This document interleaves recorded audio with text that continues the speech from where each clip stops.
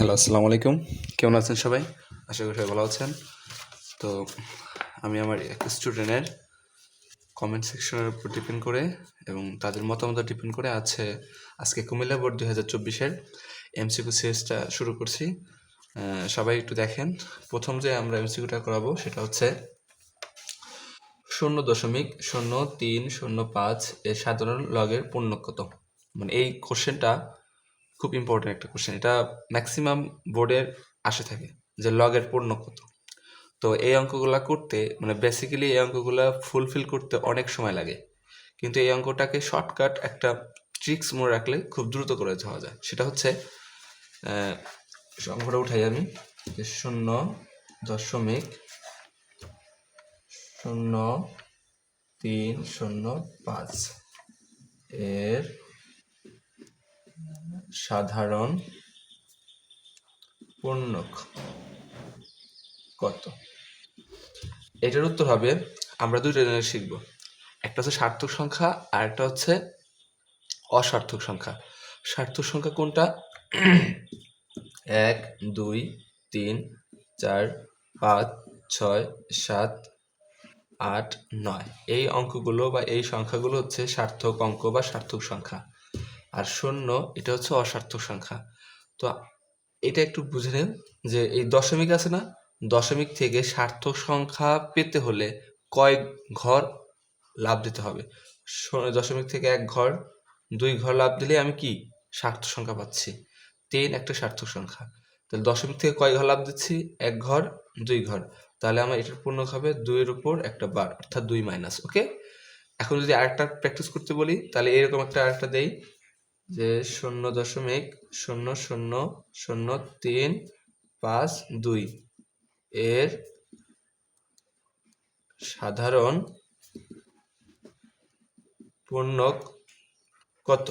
তাহলে তুমি খুব সহজে বলবা এটা যেহেতু দশমিক, এখান থেকে পূর্ণক সার্থক সংখ্যা পাইতে কয় ঘর লাভ দিতে হয়? 1 ঘর 2 ঘর 3 ঘর 4 ঘর, তো আমার এটার পূর্ণক হবে কত? 4 উপর একটা দাগ। বুঝতে পেরেছো? তাহলে আমাদের এটা উত্তর হবে কত? 0.03 অর্থাৎ 2 লাভ দিতে হবে, এখান থেকে 2টা লাভ দিতে হবে, তাহলে এটা উত্তর হবে -2 অর্থাৎ 2 এর উপর বার, এটা দ্বারা মাইনাস বোঝায়। এরপরে কোশ্চেনটা দেখো, সবাই বলতেছে যে log 625 minus 2 log 5 equal to কত। এটা সূচক লগারিদম একটা অঙ্ক, ভেরি গুড। বলতেছে log 625 right, log 625 minus 2 log 5 কত। এই কোশ্চেনটা বলছে না, খুব সহজ একটা কোশ্চেন। দেখো সবাই, আমরা কি করব, আমরা জানি এই যে 2টা আসছে বেজ আকারে, এইটা আমরা উপরে নিতে পারি, তাহলে লিখতে পারি লগ 625 মাইনাস লগ 5 এর এই 2টা পাওয়ার হয়ে যাবে 2 স্কোয়ার। ওকে, তো এখান থেকে লেখা যায় লগ 625 মাইনাস লগ 25। দেখো তো লগ 625 মাইনাস লগ 25, এটা একটা সূত্র আছে, তুমি একটু খেয়াল করে দেখো, লগ এ মাইনাস লগ বি। যদি এরকম লগ এ মাইনাস লগ বি থাকে তাহলে এটাকে আমরা লেখা যায় লগ এ ভাগ বি। বুঝতে পেরেছো? তাহলে সেই সূত্র অনুসারে আমরা লগ 625 মাইনাস লগ 25 এরকম দেওয়া আছে, তাহলে এটাকে লিখতে পারি লগ উপরে 625 নিচে শুধু 25 ভাগ, রাইট। এখন 25 দিয়ে 625-কে ভাগ করলে কত হয়? তোমরা একটু ভাগ করে দেখো তো, 25 দিয়ে 625 ভাগ করলে কত হয়? 25 দিয়ে 625-কে ভাগ করলে কত হয়? 25 দিয়ে 62-এর মধ্যে ভাগ করলে একবার যায়, দুইবার যায়, 50 হয়। এখান থেকে বিয়োগ করলে 12 আর একটা 25, 25 মধ্যে 5 বার যায়, তাহলে আমরা ভাগ করলে 25 পাইলাম, তাহলে এখানে হবে 25। তাহলে এটা হবে আমাদের আনসার, লগ 25। দেখো খেয়াল করে দেখো, লগ 600 লগ 125 লগ 25 লগ 5, উত্তর হবে লগ 25। ব্যাখ্যা বুঝেছ? এরপরে কোশ্চেনটা, আমরা যে কোশ্চেন দেওয়া আছে অনেকে বুঝবে না, আমি এটাকে প্রশ্ন তুলে নিচ্ছি। কোন সিএডি এর মান কত? ঠিক আছে, CAD A B C D দেওয়া আছে, এখানে একটা চিত্র এরকম দেওয়া আছে, কেমন? এটার নাম এ, এটার নাম বি, এটার নাম সি দেওয়া আছে, আমি আগে উঠাই নি, তারপর তোমাদেরকে দেখাচ্ছি। এটা ডি, এটা 30 ডিগ্রি, এটা 60 ডিগ্রি। ওকে, আমাদের কোশ্চেন এই দেখো তোমরা, এরকম একটা চিত্র দেওয়া আছে। চিত্রে আমাদের বলছে সি এ ডি কত, রাইট? সি এ ডি এর মান কত? তুমি খেয়াল করে দেখো, সি এ ডি অর্থাৎ কোনটুকুর মান যাচ্ছে, এখান থেকে এই অংশটুকুর মান যাচ্ছে। এখন তুমি যদি এইখান থেকে এইটুকুর মান বের করতে পারো বা জানো, তাহলে তুমি পুরোটা মান বের করতে পারবা। এখন এটা দুই নিয়মে করা যায়। একটা নিয়ম হচ্ছে, তুমি যদি এই অংশটুকু অর্থাৎ এ বি এ সি অর্থাৎ এই অংশটুকুর মান বের করতে চাও, তাহলে যেহেতু এটা 30 এটা 60, তাহলে দুটা মিলে 90, তাহলে বুঝতে পারছো যে একটা ত্রিভুজ 3 কোণ মিলে 180 হলে এই 2 কোণ মিলে যেহেতু 90, তাহলে এই বাকি এই কোণটুকু হবে 90 ডিগ্রি। এটা বুঝে গেলা। এখন আরেকটা শর্ত, যে আমরা যেন একটা চাঁদা বা একটা সরল কোণ 180 ডিগ্রি উৎপন্ন করে, তাহলে এইটুকু যদি 90 ডিগ্রি হয়, তাহলে বাকি এইটুকু কত ডিগ্রি হবে? 90 ডিগ্রি। তা নাহলে তো পুরো কোণ মিলে 180 হবে না। তাহলে সেই অনুসারে বলা যায় সি এ ডি 90 ডিগ্রি। এটা একটা নিয়ম। আর একটা নিয়ম আছে, যে সাধারণত মনে রাখবা, যে কোন একটা ত্রিভুজের অন্তস্থ অর্থাৎ অন্তস্থ দুটি কোণ তার বিপরীত বহিস্থ কোণের সমান, অর্থাৎ এই দুটি কোণের যোগফলই হবে এটার সমান। যদি ব্যাখ্যা করতে চাই তাহলে ব্যাখ্যা করে দেওয়া যায়। তোমাকে একটু একটা ব্যাখ্যা দিয়েই দিই। ধরো এরকম একটা ত্রিভুজ আছে, কেমন? এরকম একটা ত্রিভুজ দেওয়া আছে, এটা 40 ডিগ্রি দেওয়া আছে, এটা 60 ডিগ্রি দেওয়া আছে। তুমি বলো তো, এটা 40 ডিগ্রি এটা 60 ডিগ্রি হলে এই কোণটা কত ডিগ্রি হবে? আমরা যদি 3 কোণ মিলে 180 হলে এটা 40 এটা 60 100, তাহলে এটা অলরেডি 80 ডিগ্রি হবে। আচ্ছা, আমরা জানি কি পুরো এই কোণটা টোটালি কত? 180। এইটুক যদি 80 হয়, তাহলে এইটুক কত ডিগ্রি হবে? 100 ডিগ্রি হবে। তুমি কি বুঝলা? যে এই যে কোণটা এখান থেকে যে বহিস্থ যে কোণটা, এই কোণটা 100 ডিগ্রি, মানে এই তার উল্টা যে দুইটা কোণ বাকি 40 আর 60 যোগ করলে তো 100 হয়। তো সেই নিয়ম অনুসারে এই 30 আর 60 মিলেই হবে 90, এটা যার বাকিটা। এভাবে পূরণ করা যায়। ঠিক আছে, আমরা আর কথা না বাড়াই আমরা পরের অঙ্কটা করি। পরের অঙ্কটা বলতেছে যে কি বলতেছে, যে রম্বসের সন্নিহিত বাহুগুলো পরস্পর সমান। রম্বসের সন্নিহিত যে বাহুগুলো সেগুলো কি পরস্পর সমান? ঠিক আছে, পরস্পর সমান। সন্নিহিত কোণগুলো কি পরস্পর সম্পূরক কোণ? ঠিক আছে, পরস্পর সম্পূরক কোণ। এবং কোণাদ্বয়কে পরস্পর সমকোণ সমদ্বিখণ্ডিত করে? ইয়েস, সমকোণে সমদ্বিখণ্ডিত করে। এটা উত্তর হবে তিনটাই। যদি না বোঝো তাহলে আমাকে কমেন্ট সেকশনে বলো, আমি এটা নিয়ে একটু কমেন্ট সেকশনে একটু ঘাটাঘাটি করবো। ঠিক আছে, তোমরা একটু রিপ্লাই দিও এটা বোঝো কিনা। এটা একদম বেসিক কথাবার্তা, এগুলো মুখস্থের মতো করে রাখতে হয়। ঠিক আছে, আগে তোমরা রম্বসটা চিত্র আঁকাবা, তারপর দেখবে যে সবগুলো ঠিকঠাক আছে। বলছে ও কেন্দ্র বিশিষ্ট বৃত্তের ও একটি ব্যাসার্ধ এবং এ বৃত্তটির কয়টি স্পর্শ অঙ্কন করা যায়। তুমি এই যে কোশ্চেনটা পড়লা, এই কোশ্চেনটা পড়ার সাথে সাথে তুমি একটা চিত্র অঙ্কন করতে হবে। সেটা হচ্ছে কি, ও কেন্দ্র বিশিষ্ট বৃত্ত আঁকাতে হবে, রাইট? তাহলে আমি একটা বৃত্ত আঁকাইলাম, যে বৃত্তের ধরো কেন্দ্র হচ্ছে আমার ও। এরপরে ওরা বলতেছে যে এই কেন্দ্রের, রাইট, এই কেন্দ্রের একটি ব্যাসার্ধ হচ্ছে ও থেকে এ একটি ব্যাসার্ধ। তার মানে ও থেকে ধরো আমি এইদিকে একটা এ নিলাম, তাহলে ও থেকে এ, এটা হচ্ছে বৃত্তের ব্যাসার্ধ। এখন ওরা বলতেছে এই বিন্দুতে, মানে এই বিন্দুতে কয়টি স্পর্শ অঙ্কন করা সম্ভব, মানে কয়টা দাগ দেওয়া যায় এই বিন্দু দিয়ে। তুমি যদি এই বিন্দুকে তুমি ছেদ করতে চাও বা স্পর্শ করতে চাও, তাহলে তুমি এইভাবে একটা দাগ দিলা। তুমি কি আর এইভাবে দাগ দিতে পারবা? দাগ দিলে তো এখানে পৌঁছাবে, এখানে তো আর পৌঁছালো না। তুমি যেভাবে চেষ্টা করো যে সর্বোচ্চ একটা বিন্দুতে, বৃত্তের একটি বিন্দুতে সর্বোচ্চ কয়টা স্পর্শ সম্ভব? একটা। বুঝতে পেরেছো? আবারও বলি, এই যে একটা বৃত্তের কেন্দ্র, এখান থেকে দিলাম একটা বিন্দু, এটার নাম এ, এটার নাম ও। তাহলে এই বিন্দুতে কয়টা স্পর্শক অঙ্কন সম্ভব? কয়টা স্পর্শক? তাহলে এখান থেকে দাগ দিলে এই একটা স্পর্শকে অঙ্কন করা সম্ভব, দুইটা অঙ্কন করা সম্ভব না। বুঝতে পেরেছো? তাহলে এটা উত্তর হবে একটি স্পর্শক অঙ্কন করা সম্ভব। এরপরে বলতেছে 5 সেন্টিমিটার ও 3 সেন্টিমিটার ব্যাসার্ধ বিশিষ্ট দুটি বৃত্তের পরস্পরকে বহিঃস্পর্শ করলে বৃত্তদ্বয়ের কেন্দ্রদ্বয়ের মধ্যবর্তী দূরত্ব কত? দুইটা বৃত্ত দেওয়া আছে, একটা 5 সেন্টিমিটার ব্যাসার্ধ আর একটা 3 সেন্টিমিটার ব্যাসার্ধ। এরপর বলতেছে বৃত্ত দুটিকে বহিঃস্পর্শ করলে বৃত্তদ্বয়ের কেন্দ্র দূরত্ব কত? তাহলে আমি একটা বৃত্ত নিলাম, রাইট, আমি আরেকটা বৃত্ত নিলাম। এখানে একটা বলতেছে 3 সেন্টিমিটার, একটা 5 সেন্টিমিটার। তাহলে আমরা এখানে এই বৃত্তটা আর এই বৃত্তটা দেখো তো, দুইটা বৃত্ত বহিঃস্পর্শ করছে না, বাইরে বাইরে স্পর্শ করছে না। ধর এই বৃত্তের এইটুক ব্যাসার্ধ হচ্ছে 3, আর এখান থেকে এইটুকু ব্যাসার্ধ হচ্ছে 5। ঠিক আছে, দুটা বৃত্ত বহিঃস্পর্শ করছে। এখন বলো তো ওই দুইটা বৃত্তের কেন্দ্র যে দুইটা, সেই দুইটার মধ্যবর্তী দূরত্ব কত? এখান থেকে 3 আর এখান থেকে 5, তাহলে টোটালি কত? 8। তাহলে কেন্দ্র দুটির মধ্যবর্তী দূরত্ব কত হবে? 8। বুঝতে পেরেছ? তো উত্তর হবে কত? 8 সেন্টিমিটার। এরপর বলতেছে কোন বৃত্তের উপচাপের উপর দণ্ডায়মান কোণ কত ডিগ্রি? দেখো বলতেছে যে কোন বৃত্তের উপচাপের উপর দণ্ডায়মান কোণটা কি? সূক্ষ্মকোণ, স্থূলকোণ, পূরককোণ নাকি সমকোণ? এই কোশ্চেনটা অনেক বাচ্চারাই ভুল করে, মানে কনফিউজ হয়ে যায়। এখানে দুটা নিয়ে কনফিউজ হয়ে যায়, একটা হচ্ছে স্থূলকোণ হয় আর একটা হচ্ছে সূক্ষ্মকোণ হয়। তো কোনটা স্থূলকোণ হয়, সূক্ষ্মকোণ হয়, এটা নিয়ে একটু তোমাদের একটু ডিপলি বোঝানোর চেষ্টা করি। দেখো আমি এখানে একটা চিত্রকোণ করেছি।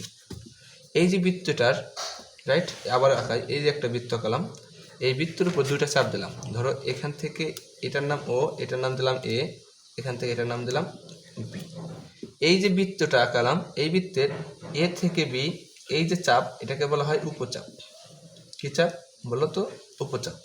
আর এ থেকে এইরকম করে এই যে বি, এ থেকে বি এই যে বাইরের টুক, বাকি টুক এখান থেকে এইরকম যে এইটুক, এটা হচ্ছে অধিচাপ। এটা কি চাপ? অধিচাপ। এটুকু হচ্ছে উপচাপ, আর বাকি এখান থেকে এই পর্যন্ত এটা হচ্ছে অধিচাপ। তো এই উপচাপের উপর দণ্ডায়মান কেন্দ্রে দণ্ডায়মান এই যে কোণটা, এই কোণটা সবসময় হয় সূক্ষ্ম কোণ। কি কোণ? সূক্ষ্ম কোণ। আর এই অধিচাপের উপর দণ্ডায়মান যে কোণটা, সেটা হচ্ছে স্থূল কোণ। সেটা কি কোণ? স্থূল কোণ। বুঝতে পেরেছ? তাহলে ওরা বলতেছে কোন বৃত্তের উপচাপের উপর দণ্ডায়মান কোণ হচ্ছে কত ডিগ্রি, কত সূক্ষ্ম কোণ। বুঝতে পেরেছো? এরপর বলতেছে tan থিটা সমান 1/√3 হলে পি এম এন একটি ত্রিভুজের এন, এখানে থিটা ডিগ্রি দেওয়া আছে। বলতেছে পি এন এর মান নির্ণয় করো। পি এন এর মান নির্ণয় করতে হবে, তার মানে পি থেকে এন, এটা অতিভুজ নির্ণয় করতে হবে, রাইট? আমাদের tan থিটা 1/√3 দেওয়া আছে। তুমি একটু বলো তো, tan থিটা 1/√3 দেওয়া মানে কি? tan থিটা মানে কি? লম্ব বাই ভূমি। তাহলে লম্ব হচ্ছে আমার উপরেরটা, লম্ব হচ্ছে তাহলে আমার এই পি এম, অর্থাৎ এটা লম্ব, আর ভূমি হচ্ছে কত? এই এম এন, এটা হচ্ছে আমাদের কি? √3। তাহলে আমাদের এটা দেওয়া আছে, এটা দেওয়া আছে, অতিভুজটা নাই। তুমি সহজে বের করতে পারবা, পিথাগোরাস উপপাদ্য দিয়ে বের করতে পারবা। তাহলে আমরা পিথাগোরাস উপপাদ্য দিয়ে বের করে ফেলাই, ঠিক আছে? তাহলে আমরা আবার সূত্রটা উঠাই। আমাদের দেওয়া আছে tan থিটা সমান সমান 1/√3, এবং একটা চিত্র এরকম দেওয়া আছে, এটা পি, এটা এম, এটা এন, এখানে থিটা দিকে দেওয়া আছে। তো tan থিটা যেহেতু 1/√3, আমরা জানি tan থিটা হচ্ছে লম্ব বাই ভূমি। একটু বলে নাও, এটা কি? লম্ব বাই ভূমি। তাহলে লম্ব আমার 1 আর ভূমি হচ্ছে আমার √3। লম্ব হচ্ছে আমার 1, ভূমি হচ্ছে আমার √3, ঠিক আছে? তাহলে অতিভুজটা পি এনই চাচ্ছে আমার অঙ্কে। তাহলে অতিভুজটা বের করবে কেমনে? আমরা জানি পি এন, অর্থাৎ অতিভুজের সূত্র হচ্ছে রুট লম্ব স্কোয়ার প্লাস ভূমি স্কোয়ার, লম্ব স্কোয়ার প্লাস ভূমি স্কোয়ার। দেখো লম্ব মানে কত? লম্ব মানে হচ্ছে 1 স্কোয়ার, ভূমি মানে কত? √3, √3 তার স্কোয়ার। একটু খেয়াল করে দেখো, 1 স্কোয়ার করলে 1, আর √3 স্কোয়ারে কাটা, এখানে 3, এখানে 3 আর 1 যোগ করলে 4, 4কে রুট করলে 2। তোমরা এখানে পি এন এর মান পেয়ে গেলা 2, অর্থাৎ অতিভুজ হচ্ছে 2। বুঝতে পেরেছো? ঠিক আছে। এরপরে উত্তর হচ্ছে কোসেক থিটা এর মান নির্ণয় করো। কোসেক থিটা, কোসেক থিটার মান দুই নিয়মে নির্ণয় করা যায়। একটা হচ্ছে মানে ডিগ্রি মান বের করে, আর একটা হচ্ছে সূত্রের মাধ্যমে মুখস্থ বিদ্যার মতো করে বের করা যায়। আমি সূত্রের মাধ্যমে বের করতেছি। আমাদের কোসেক থিটার মান চাচ্ছি। আগে বলো কোসেক থিটার সূত্র কি? কোসেক থিটার সূত্র কি? কোসেক থিটার সূত্র হচ্ছে অতিভুজ বাই লম্ব। কোসেক থিটার সূত্র কি? অতিভুজ বাই লম্ব। এখন তোমাকে এটা কনফার্ম করতে হবে অতিভুজ কত। তুমি তো একটু আগে একটা ত্রিভুজের অতিভুজ কত পাইছো? 2 পাইছো। আর আমাদের বলছে কোসেক থিটা এর মান কত। তুমি তো সূত্র মুখস্থই জানো। কোসেক থিটার সূত্র কি? অতিভুজ বাই নিচে লম্ব। তুমি এখন বলো অতিভুজের মান 2 দিলা, আর লম্বর মান তো আমরা জানি কত? 1, তাহলে 1 দিলা। এখন বলো 2/1 নিচের একের কোনো মান আছে? তাহলে আমরা লিখতে পারি শুধু 2, নিচের একের কোনো ভ্যালু নেই। তাহলে আমরা উত্তর হচ্ছে কোসেক থিটার ভ্যালু হচ্ছে 2। আশা করি এই অঙ্কটার উৎস, তাহলে এটা উত্তর হবে 2। এরপরে আমরা 10 নম্বর এমসিকিউটা করাবো। আমাদের খুব ইম্পর্টেন্ট একটা এমসিকিউ বলছে কট থিটা মাইনাস 3 ডিগ্রি সমান 1/√3 হলে সাইন থিটার মান কত? এই অঙ্কটা অনেক বাচ্চারাই ভুল করে। কেন ভুল করে জানো? মানে ওরা এই থিটা মাইনাস 3 ডিগ্রি দেখে অনেকেই মানে ভয় পেয়ে যায়। দেখো খুব সহজে দুইটা নিয়মে করা যায়। কট থিটা মাইনাস 3 ডিগ্রি জি এটা সমান সমান 1/√3 দেওয়া আছে, কেমন? এটা দুই নিয়মে করা যায়। একটা নিয়ম হচ্ছে আমাকে এটা দিয়ে আমাকে সাইন থিটা এটার মান চাইছে, ঠিক আছে? ওকে, তাহলে এখান থেকে থিটার মান বের করে করা যায়, ঠিক আছে? দুই নিয়মে করা যায়। একটা হচ্ছে সাইন ইনভার্স করে দেওয়া যায়। দেখো এই যে কট থিটা আছে না, এই কটটা আছে এই পাশে, এটা ওই পাশে নিয়ে যাবো, তাহলে ইনভার্স হয়ে যাবে। তাহলে আমরা এখানে রইল কি থিটা মাইনাস 3 ডিগ্রি, ঠিক আছে? আর এখানে হয়ে গেলো কট ইনভার্স 1/√3। তুমি কট ইনভার্স 1/√3 তুমি ক্যালকুলেটর উঠাবা, ঠিক আছে? ক্যালকুলেটর উঠাই দেখবা এটার ভ্যালু আসতেছে কত জানো? কট 1/√3 ভ্যালু আসতেছে কত? 60 ডিগ্রি। কত ডিগ্রি? 60 ডিগ্রি। যদি না পারো তাহলে আমাকে বলিও, আমি তোমাকে নিয়মটা মুখে মুখে বলে দিচ্ছি। আমার কাছে হাতে আপাতত ক্যালকুলেটর নাই, ঠিক আছে? এই জন্য আমি এটা দেখাতে পারলাম না। তো তুমি আমি যেভাবে বলি সেভাবে করো, ইনশাল্লাহ হয়ে যাবে। তুমি প্রথমে হচ্ছে কি করবা? প্রথমে হচ্ছে 1 দিবা, ক্যালকুলেটর উঠাবা, তারপরে ভাগ দিবা, তারপর 10 লিখবা, ঠিক আছে? 10 লেখার পরে তুমি হচ্ছে সরি 1 ভাগ, ঠিক আছে? তারপরে লিখবা শিফট SHIFT, শিফট লিখে তারপরে দিবা 10 যখন দিবা তখন এরকম আসবে কট ইনভার্স, এটা শো করবে, অথবা না করলে সমস্যা নাই। তারপরে ব্র্যাকেট দিবা, তারপরে 1 দিবা, নিচে √3 লিখে এরকম দিয়ে ব্র্যাকেট দিয়ে সমান সমান দিবা, দেখবা যে 60 ডিগ্রি চলে আসছে, ঠিক আছে? এটা 100 MS ক্যালকুলেটারে। আর অন্য ক্যালকুলেটারে এত ঝামেলা পোহাতে হবে না। যেমন 99(1)EX প্লাস সেকেন্ড এডিশন যেটা, ওটা আরও ইজিলি করা যায়। তো ঠিক আছে, তো এভাবে করলে তুমি এখান থেকে পেয়ে যাবা থিটা মাইনাস 3 ডিগ্রি, অর্থাৎ এটা সমান 60 ডিগ্রি। এখন ওই মাইনাস 3 ডিগ্রি পাশে গেলে কি আর প্লাস 3 ডিগ্রি হয়, তাহলে 60 ডিগ্রি। আর ওই মাইনাস 3 ডিগ্রি বাম পক্ষ থেকে ডান পক্ষে গেলে প্লাস 3 ডিগ্রি। 30 আর 60 যোগ করলে 90। তাহলে আমরা থিটার মান পেয়ে গেলাম কত ডিগ্রি? 90 ডিগ্রি। এখন থিটার মান যেহেতু 90 ডিগ্রি পাইছি, সাইন 90 ডিগ্রি মান আমরা খুব সহজে বের করতে পারবো। সাইন 90 ডিগ্রি মান কত বলতো? সাইন 90 ডিগ্রি মান কত? সাইন 0 ডিগ্রি মান 0, আর সাইন 90 ডিগ্রি মান 1, ঠিক আছে? তাহলে সাইন 90 ডিগ্রির মান হচ্ছে কত? 1, ঠিক আছে? তো আশা করি এই পর্যন্তই আজকে থাক। আমরা কুমিল্লা বোর্ড 2024-এর 10টা এমসিকিউ সলভ করলাম। তো পরবর্তী দিন আমরা ইনশাল্লাহ 11 নম্বর থেকে 20 নম্বর এমসিকিউ সলভ করব। আশা করি তোমরা এ পর্যন্ত খুব সুন্দর করে দেখবা আর আমার জন্য দোয়া করবা, ইনশাল্লাহ যেন আমি নিয়মিত রেগুলারই ভিডিও করতে পারি। আর তোমাদের যে অধ্যায় বা যে বিষয় তোমাদের প্রয়োজন আমাকে একটু অবশ্যই কমেন্ট করে বলবা। ইনশাল্লাহ তোমাদের আমি ট্রাই করব, মাঝে মাঝে সময় পেলে তোমাদের নিয়মে একটু কষ্ট করব এবং চেষ্টা করব তোমাদেরকে ভালো কিছু দেওয়ার জন্য। আর যারা আমার শুভাকাঙ্ক্ষী আছে অবশ্যই ভিডিওটা সুন্দর করে দেখবা, প্লাস এর থেকে নোট করবা। আমার কাছে মনে হয় তবে এক বিন্দু হলেও তোমরা এর থেকে একটু উপকার পাবা। ভালো থেকো, সুস্থ থেকো, আল্লাহ হাফেজ।